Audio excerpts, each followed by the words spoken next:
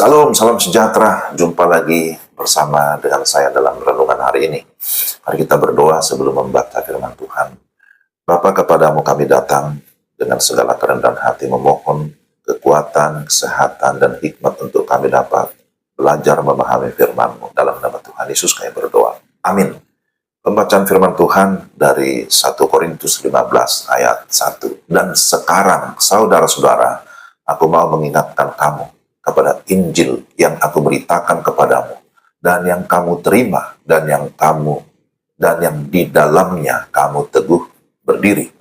1 Korintus 15 ayat 1. Tema kita, jangan lemah, tetaplah teguh.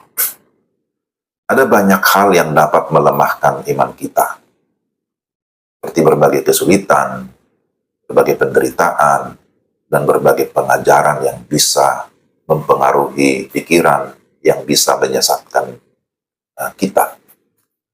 Nah, karena itu kita harus tetap waspada dan berpedoman pada kebenaran firman Tuhan, bahwa Tuhan berkuasa, Tuhan berdaulat atas hidup kita. Melalui 1 Korintus 15, ada 3 hal penting yang kita dapat pegang, yang meneguhkan atau menguatkan iman kita. Pertama, ingat, kita memiliki Tuhan yang hidup.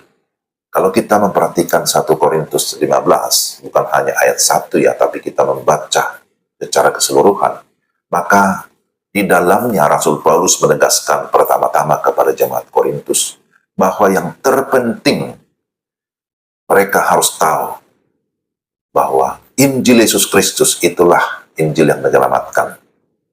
Bukan perbuatan baik, bukan banyaknya karunia-karunia rohani.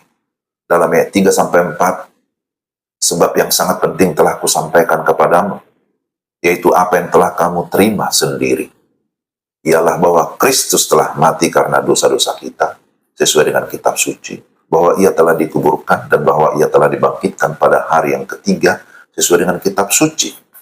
Maka terhadap kebenaran ini kita harus tetap berpegang teguh. Jangan goyah sedikit pun, karena memang Tuhan kita adalah Tuhan yang hidup. Dialah penyelamat kita. Amin.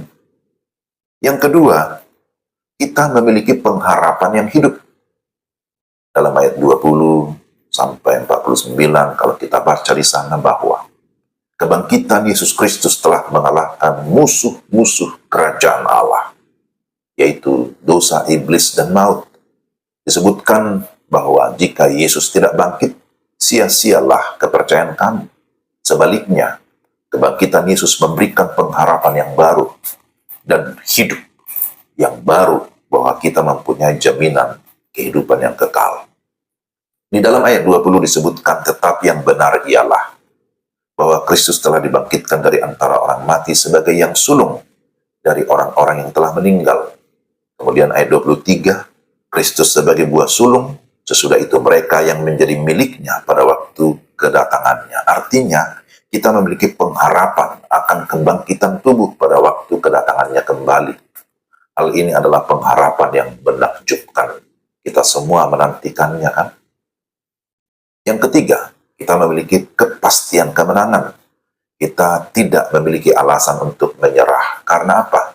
Karena kita sudah memiliki kemenangan total victory. Ya, karena apa? Yesus yang sudah bangkit, dia menang atas maut, dan dia juga memberikan kemenangan bagi kita, orang-orang yang percaya kepadanya, bagi kita anak-anaknya. Memang kita belum sempurna, akan tetapi kita memiliki dinamika di dalam hidup ini.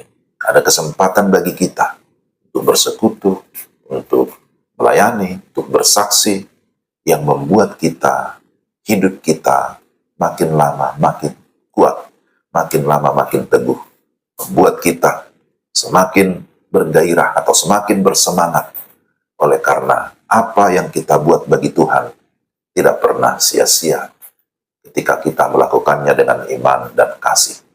Jadi, saudara-saudara yang terkasih dalam Tuhan Yesus Kristus, sekali lagi jangan lemah, tetaplah teguh, jangan pernah menyerah dalam hidup ini, karena kita yakin Tuhan kita hidup, Di dalam Dia ada pengharapan, dan Dia akan terus menopang kita serta memberikan kemenangan.